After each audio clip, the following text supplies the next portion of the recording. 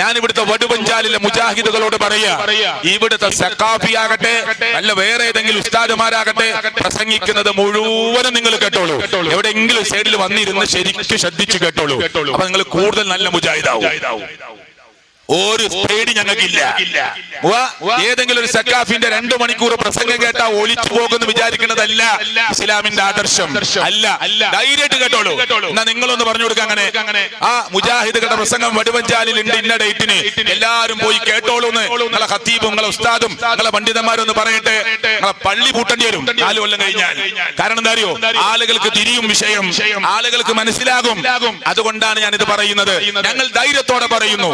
കാന്തപുരം ഉസ്താദിന്റെ പ്രസംഗം കേട്ടോളൂ, പേരോട് ഉസ്താദിന്റെ പ്രസംഗം കേട്ടോളൂ, അലവി സക്കാഫിയുടെ പ്രസംഗം കേട്ടോളൂ, പണ്ഡിതന്മാരുടെ പ്രസംഗം കേട്ടോളൂ. നിങ്ങൾക്ക് ക്ലിയറായിട്ട് മനസ്സിലാകും ആയത്തിന് ദുർവ്യാഖ്യാനം ചെയ്യുന്നത്. ലോകത്ത് മരിച്ചുപോയ വലിയ വലിയ മഹത്തുക്കളുടെ അർവാഹുകൾ ലോകം നിയന്ത്രിക്കുന്നവരിൽ ഉണ്ട് എന്ന് പറയാൻ ലോകത്താദ്യമായി അള്ളാഹുവിന്റെ ഖുർആനിന്റെ ആയത്തോതി ദുർവ്യാഖ്യാനം ചെയ്ത പണ്ഡിതനായി അറിയപ്പെടുന്ന ബഹുമാന്യനായ കാന്തപുരം, ഞാൻ വ്യക്തിഹത്യ നടത്തുന്നില്ല, എന്ന ആയത്തോടിയിട്ട് ലോകത്താദ്യമായി ആ ആയത്തിന് ഒരൊറ്റ തഫ്സീറിലും ലോകം നിയന്ത്രിക്കുന്ന മഹത്തുക്കൾ ഉണ്ടെന്ന് പറഞ്ഞിട്ടില്ല. മരിച്ചുപോയ മഹാന്മാരുടെ അർവാഹുകൾക്ക് അതിൽ റോളുണ്ടെന്ന് പറഞ്ഞിട്ടില്ല. ദുർവ്യാഖ്യാനം ചെയ്ത് ലോകത്തെ പഠിപ്പിക്കുന്നു. അത് പഠിപ്പിക്കുമ്പോ ഏറ്റവും വലിയ ഉസ്താദുമാരെ എഴുന്നേറ്റുന്നത് പറയുമ്പോ ഞങ്ങൾക്കതിന് മറുപടി പറയേണ്ടി വരിക. ഇവിടെ മുഖാമുഖം നടത്തിയ ആമുഖ പ്രസംഗത്തിൽ പറയുന്നുണ്ട്, ഞങ്ങൾ ഇതിനൊന്നും മറുപടി പറയാൻ ഉദ്ദേശിച്ചതല്ല, നിർവാഹമില്ലാത്തതുകൊണ്ട് പറയാണ്. ഞങ്ങള് സമാധാനത്തിൽ നമ്മുടെ വീട്ടിലിരിക്കാൻ നമുക്കും ആഗ്രഹമുണ്ട്. പക്ഷേ ശിർക്കിലേക്ക് ആളുകളെ വിളിക്കുകയാണ്, തോന്നിയമാസത്തിലേക്ക് ആളുകളെ വിളിക്കുക.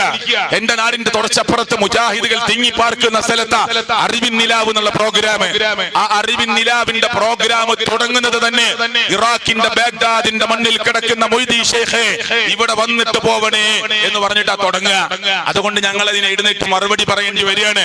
അതുകൊണ്ട് ഇവിടുത്തെ മുസ്ലിങ്ങളോട് പറയാനുള്ളത്, ഒരു ഗണ്ഡന മണ്ഡന ശൈലിയിലേക്കൊന്നും ഞങ്ങള് പ്രവേശിച്ചിട്ടില്ല, പ്രവേശിക്കാൻ ഇപ്പൊ ആഗ്രഹിക്കുന്നില്ല. എന്തിനാ ഇത് പറയുന്നത്? ചില ആളുകളുടെ മനസ്സിലുണ്ട്, എന്തിനാ അങ്ങോട്ടും ഇങ്ങോട്ടൊക്കെ പറയുന്നത്? പിന്നെ നിങ്ങൾ ഇത് മുജാഹിദ് പള്ളി നടക്കുന്ന ക്യാമ്പിൽ നിങ്ങൾ വന്ന് കേൾക്കുവോ? കേൾക്കൂല.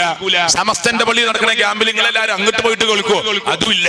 അപ്പൊ അങ്ങാടിയിൽ വന്ന് ആരെയും ചീത്ത പറയാനല്ല, ആരെയും വ്യക്തിഹത്യ നടത്താനല്ല. ഹക്ക് ഹക്കായി പഠിക്കണം, സത്യം സത്യമായി അറിയണം. ഏറ്റവും ബേസായ കാര്യമെങ്കിലും നമ്മളെല്ലാവരും ഒരുമിച്ച് കാര്യങ്ങളെ ബോധ്യപ്പെട്ട് പഠിക്കണം എന്ന നിലയ്ക്ക് ഞാൻ കുറച്ച് വേഗതയിൽ കാര്യങ്ങൾ പറയുന്നത്.